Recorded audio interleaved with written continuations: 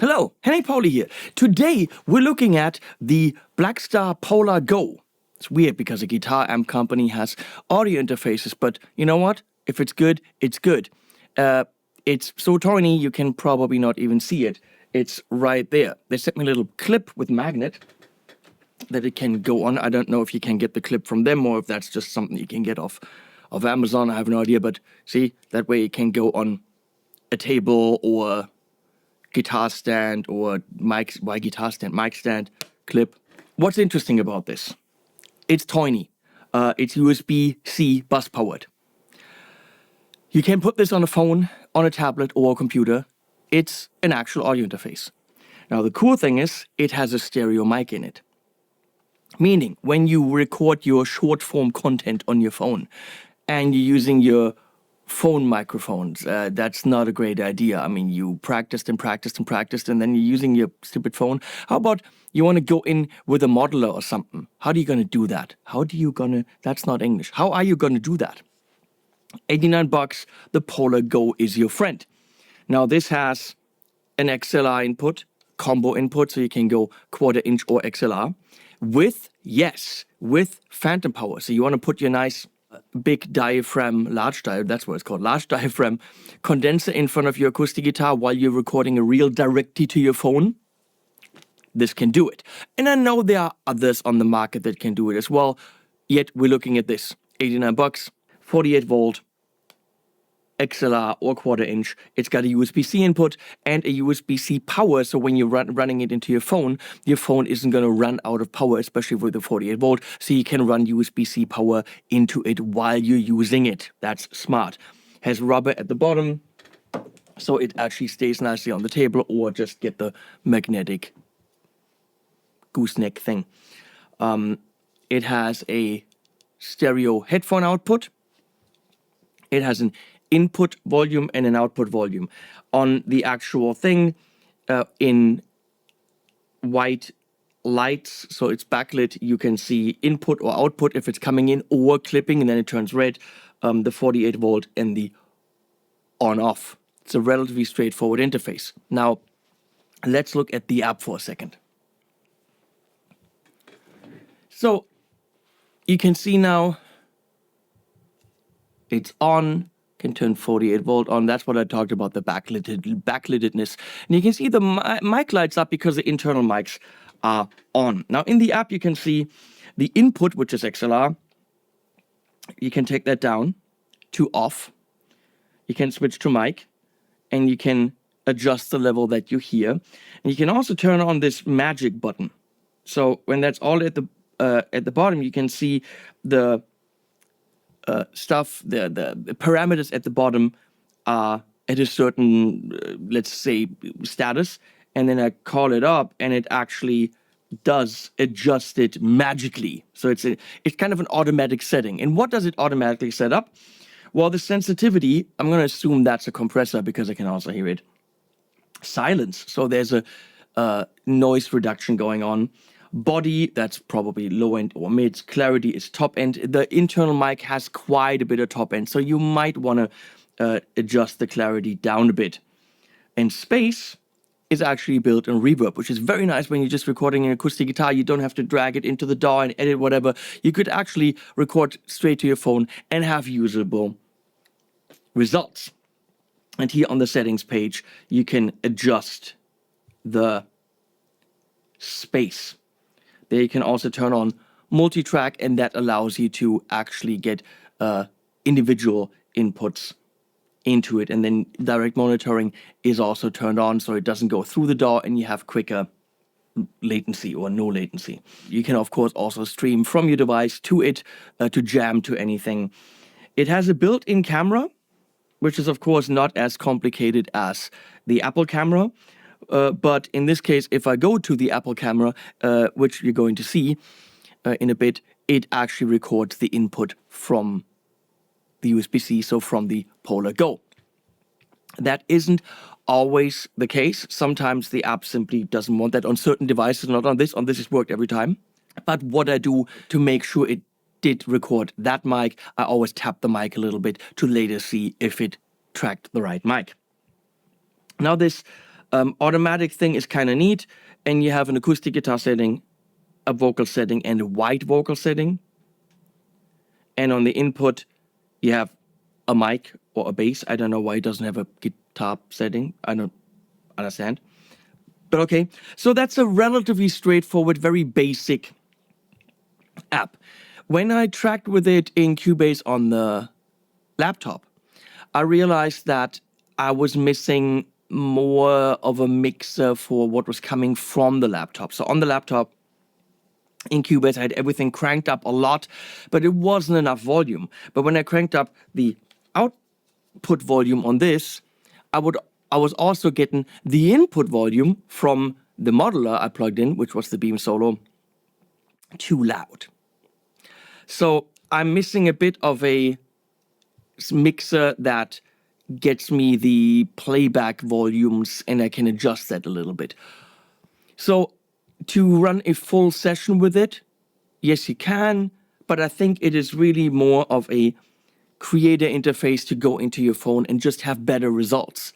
Play your modeler directly into your reel while you're doing some short form content. I think that's the primary idea, but you can absolutely track with this, and actually getting voice audio is, I think, rounder and more natural than the phone's built-in audio. Actually, let's start with that. Let's compare the two. Okay, this is me talking into my phone as one would with a, real type situation. And I'm talking into, the phone, but right next to the phone with USB-C connected, I got the Polar Go with a vocal setting, and there's a silence thing and a compression and all these auto settings. It makes sense, I think. Maybe not, because I haven't heard it yet. But once I go turn this off and use the same situation, but with the built-in mic, we should hear a drastic difference. So if you're doing these type of reels quite a bit, investing in something that can improve your speech audio would be a very good idea. Also, I'm looking into the good camera now. And how am I doing this? This has nothing to do with Blackstar, but I do have a small rig little monitor, which is actually a good idea to have. This connects with Wi-Fi and magnetically clips onto your phone so that you can still see your framing, but you're actually using the high-res camera instead of the crappy selfie cam. It's a good idea. If you're investing in a Polar Go, also get one of those small rig things. They're not super expensive. Now, let's check out the standard audio. So, Polar Go is disconnected, and now, what do we have? What does that sound like? That is just the magic of the iPhone, and that's an iPhone 16 Pro Max. It's an expensive phone with all the, Hollywood-style miking and processing and so on. But can it compete with the Polar Go's stereo mic? Well, we'll see once I throw this into the computer. Now, here's a cool setup. You could go on vacation, which I actually just did, and take this and put it in your gig bag. Also put the Beam Solo in your gig bag. That's guitar amps and effects and everything you want, right? Just remember to take the adequate cable. Put it all in your Strandberg gig bag, which is relatively small. Super small and travel-friendly setup. You got your interface, you got your amps, you got your guitar. And take your travel acoustic. This is a Foy's Little Jane, which I'm going to track with in a second. And it actually is all in here and assembles in seconds and then is in tune. It's some kind of witchcraft. I don't understand how that works. But that stuff is 2 small backpacks. And then you got your amps and your interface. Throw your laptop in there, which probably would fit. And you got a very, very travel-sized idea and recording hub. Pretty cool. So let's get acoustic guitar in front of the built-in mic.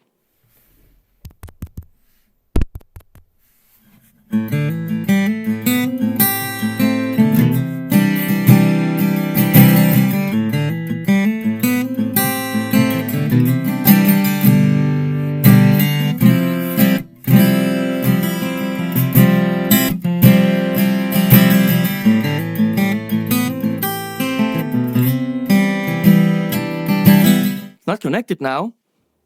It's still on. It's battery powered. Even though you would always kind of have it USB plugged in somewhere and then you would have bus power, so I don't quite know why it has battery power. No idea. Let's get the acoustic guitar in front of a mic, the white Lewitt LCT 240 with phantom power into the XLR input.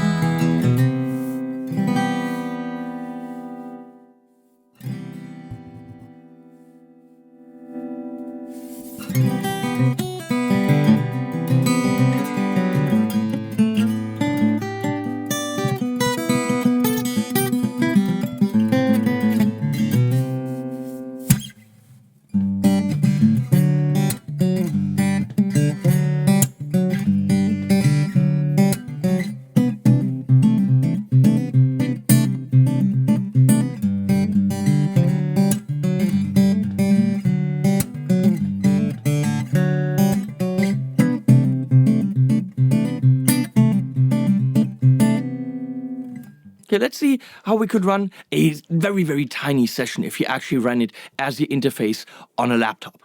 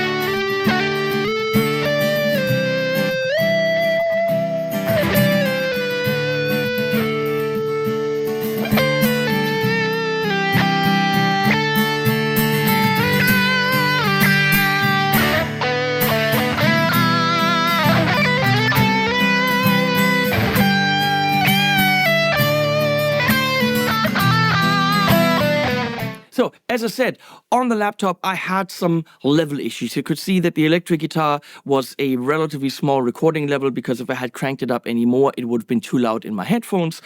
And the Cubase output, which I cranked all the way, wasn't loud enough. So there wasn't really a mixer, a software console to adequately set up those levels. However, on the go, you could totally work with that. But as a very quick plug into your iPad, plug into your phone, and get ridiculously better results. As a put this on the table and record a podcast with your phone. Much better than built-in phone audio. The built-in phone audio is also very mid-focused and not bad on the iPhone, which is very expensive. But this sounds more natural and rounded and balanced. So honestly, super simple to use, very simple app. It's got the little magic button to give you compression, noise reduction, basic EQ. I think it went a little bit nuts with the top end there, but knowing that now I can take that down. It's got a built-in reverb.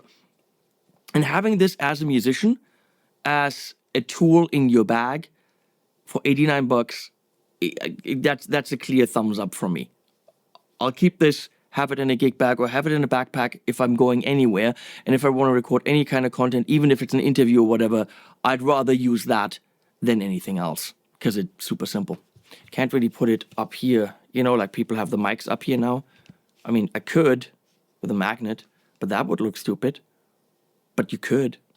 Or do this, you know, have it on a cable and do interview mic. I mean, it's so tiny.